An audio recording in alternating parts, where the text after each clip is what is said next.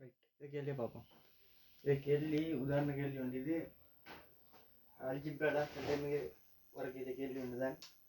இன்னும் இதை தந்து எக்ஸ் 2 எக்ஸ் வரைக்கும் 3x + 6 அது தந்து தந்துகிற எக்ஸ்ட எல்லா மெய்ப்பெருமானங்களுக்கும் நான் கேள்வியை போடுறேன்.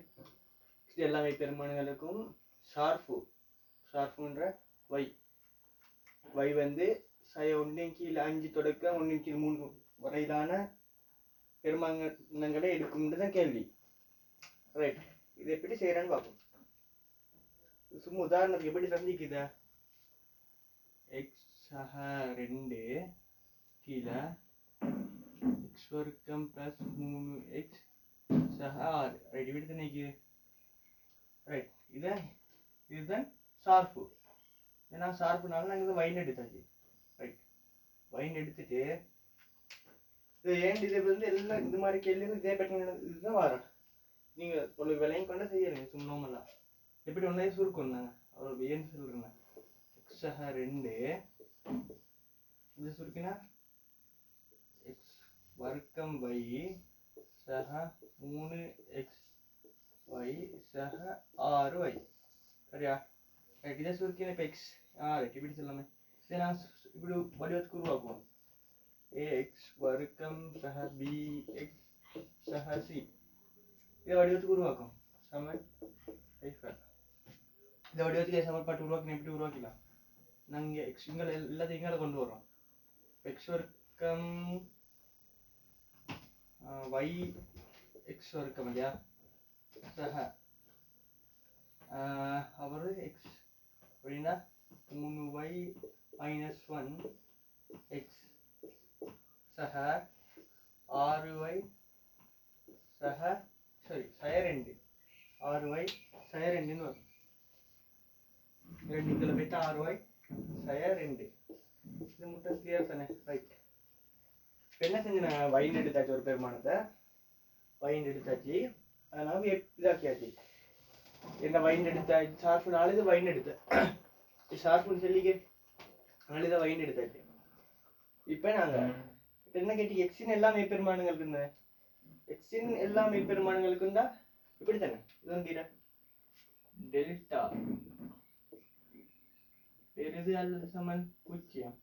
அடுத்தது டெல்டா பெரிது 0, ஒரு டெல்டா சிறிது 0. டெல்டா ఎంత? ax வர்க்கம் bx c சமன் சமன்பாட்டு வடிவம் இந்த டெல்டான்ற என்ன? b வர்க்கம் - 4ac. இதுதானே டெல்டா சமன்பாட்டு. இதை வடிவத்துல இருந்தா டெல்டான்ற பெருமானம் இது இல்லையா? அப்படி இருந்தா டெல்டான்றது வந்து இது இல்லையா சமன்பாட்டு. அதை வடிவத்துல இருந்தா இந்த வடிவத்தில் சமன்பாட்டுக்கு சுருக்கினா டெல்டான்ற பெருமானம் இது. ரைட், இப்படி இருந்தா இது டெல்டா பெருதல் சமன் 0ண்டா மெய்மூலகங்கள். இது வந்து இரு வேறான மெய்மூலகங்கள்.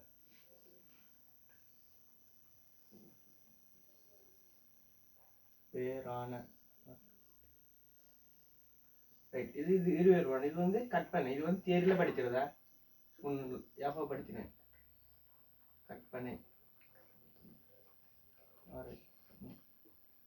கற்பனை மூலங்களை கொண்டிருக்கும். ரைட், இது 3 சரி தானே? இப்போ இதை வச்சு இதில் என்ன சொல்லிக்கு எக்ஸின் எல்லா மெய்ப்பெருமானங்களுக்கும் அப்ப இது வேறுவேறானதுன்னு எனக்கு தெரியாது. மெய்ப்பெருமான்டா இது வந்து இது மெய், இது வேறான மெய். அப்போ எனக்கு எக்ஸின் எல்லா மெய்ப்பெருமானங்களுக்கும் நாங்கள் டெல்டா பெருது எல்லா சமன் 0 இதை எடுக்கணும் இல்லையா? அப்போ இங்கே நாங்கள் எடுப்போம் டெல்டா பெருது அல்லது சமன் 0. ரைட்டா? பிற டெல்டா எப்படி வரும்? b வர்க்கம் -4ac இல்லையா? இங்க இது a, இங்க இது a, இது வந்து b, இது c, இது c இல்லையா?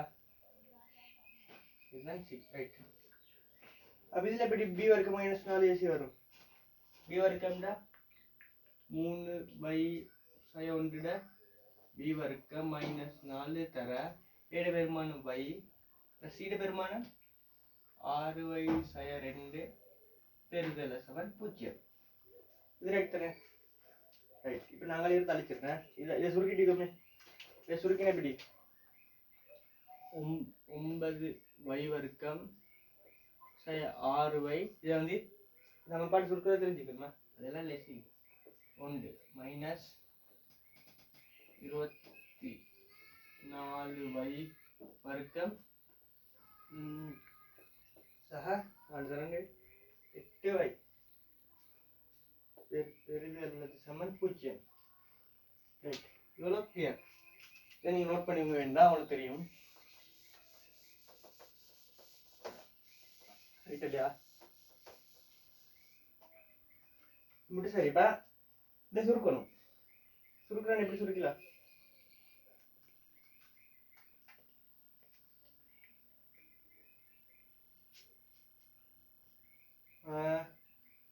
saya 15y வர்க்கம். ரைட். அப்புறம் ப்ளஸ் 2y. அப்புறம் சக 1 பெருதல் சமன் 0 இல்லையா? இப்போ நாங்கள் சமநிலை எப்படி இருக்கிற இதெல்லாம் மைனஸ் எல்லாம் நாங்கள் காரணிப்படுத்திட்டு பண்ணதப்பா. ரைட். காரணிப்படுத்தின எப்படி வரும்? மைனஸ் 15y வர்க்கம் சக 5 தர 3 இல்லையா? அப்போ எப்படி எடுக்கலாம்? எனக்கு ப்ளஸ் 5y சய 3y. காரணிப்படுத்துகிற நான் குயிக்காக செய்கிறேன். உங்களுக்கு பேசிக்கில் படிச்சுக்கணும். இப்படி காரணிப்படுத்திக்கலாம். இதை நாங்கள் 5y பொது எடுத்தா சய 5y பொது எடுத்தா எப்படி வரும்? 3y சய 1. மைனஸ் 1 பொது எடுத்தா 3y சய 1 இல்லையா? ரைட். அப்படியே நான் 3y சய 1 எடுத்தா 5y சக 1. அப்புறம் இந்த முறை மைனஸ் 1 மைனஸ் என்ன மைனஸ் 5y மைனஸ் 1 நான் மைனஸ் பொது எடுத்தீங்க. மைனஸ் 1 முருவாது இல்லையா? இது விளங்கிச்சா? 3y சய 1 எடுத்தா மைனஸ் 5y இப்படி வரும் இல்லட்டியா? இந்த 3க்கு ஒரு மைனஸ் வரும். நான் திங்களை எழுதிடுறேன். ரைட்டா? ரைட். இப்போ இது நான் சமநிலை மைனஸ் அங்கே கொண்டு மைனஸ் ஆள் பிரித்தா 2 சமநிலை திசை மாறும் இல்லையா? 3y சய 1 5y சக 1. ரைட். என் மைனஸ் இல்லை அங்கே வந்து இல்லாட்டி 2 பக்கத்தால் மைனஸால் பிரிக்கணும். அப்படி இருந்தாலும் நினச்சிக்கோங்க. பிரச்சனை சமநிலை தீர்க்கிறது அது ஒரு வேற தலைப்பு. அது எப்படி சும்மா செஞ்சுட்டு போயிருப்பேன். ரைட். இப்போ இது எப்படி வைட்ட பெருமான சும்மா சொல்லுங்க. இப்போ என்னென்ன வருது? சய 1 கீழ் 5 இதை சைஃபர் சமப்படுத்தினா 1 கீழ் 3. இதை சைஃபர் சமப்படுத்தினா மைனஸ் 1 கீழ் 5. ரைட். சமநிலையை தீர்க்கிறது நான் ஸ்பீடாக செய்கிறது. உங்களுக்கு நீங்கள் ஒரு மாதிரி தீர்க்க படிச்சுப்பீங்க. என்னதான் ஸ்லோவாக செய்யலை. அது தியரியில் தான் படிச்சுக்கணும். எப்படி அதை விளங்கி செய்கிறேன்னு இப்போ நான் குயிக்காக செய்கிறேன். மைனஸ் 1 கீழ் 5 விட பெருசாகணும். பெருதல் சமன் y. இல்லை. ரைட். இப்படி ஒன்றாது இன்செக்டரில் போட்டால் எப்படி இருக்கும்? சின்ன நம்பர் 1 கீழ் 5 இல்லையா? y சிறுதல் சமன் 1 கீழ் 5. அப்புறம் மைனஸ் 1 கீழ் 5 விட பெருதல் சமன் y 1 கீழ் 3. ரைட். சரிதானே? இது மூணாவது வந்து y பெருதல் சமன் 1 கீழ் 3. இதை போட்டுட்டு நாங்கள் இது வந்து குயிக்காக சமப்படுத்துகிற வந்துட்டேன். சய சய சக சய சக சக. இதையே எப்படி போட்டாட்டு விளங்காது. சில டைமுக்கு தேடி படிச்சு இல்லாட்டி விளங்காது. தேடி படிச்சிருந்தாலும் அப்படி குயிக்காக போட்டுன்னு சில டைமுக்கு ஒவ்வொரு மாதிரி சொல்லி கொடுக்குறேன். அதை வச்சு இது மைனஸ் இந்த மைனஸ் ப்ளஸ்ன்னு நாங்கள் அடுத்த சைடில் அம்பு குறி போட்டுறேன். அதெல்லாம் தியரியில் வரல. இங்கே ரைட். இதெல்லாம் சரி தானே? ரைட். ரைட். இப்போ உங்களுக்கு இது சைடில் தானே இருக்கு சமநிலையிட்ட குறியிட்டு கடைசி வந்த வடிவம் இருக்கு. அப்போ இதில் இது இல்லையா? ஆகவே சாரி ஆகவே நாங்கள் எப்படி எழுதினோம் இல்லையா? எக்ஸ் எலிமெண்ட் ஆஃப் ரியல் எப்படி சமநிலை இருக்கிற அப்போ எனக்கு இது பெருமானம் வந்துச்சு இல்லையா? இது உங்களுக்கு இருக்குது. தென் வீடு இல்லைங்களா? இதுலேருந்து என்ன முடிவுக்குது?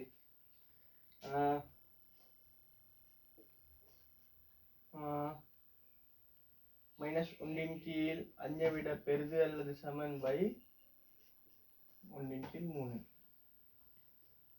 சமநிலை எழுதுறதுக்கு ஒவ்வொரு வகை இல்லையா மெத்தட். ரைட், நாங்கள் இருந்து எழுதலாம். ஆகவே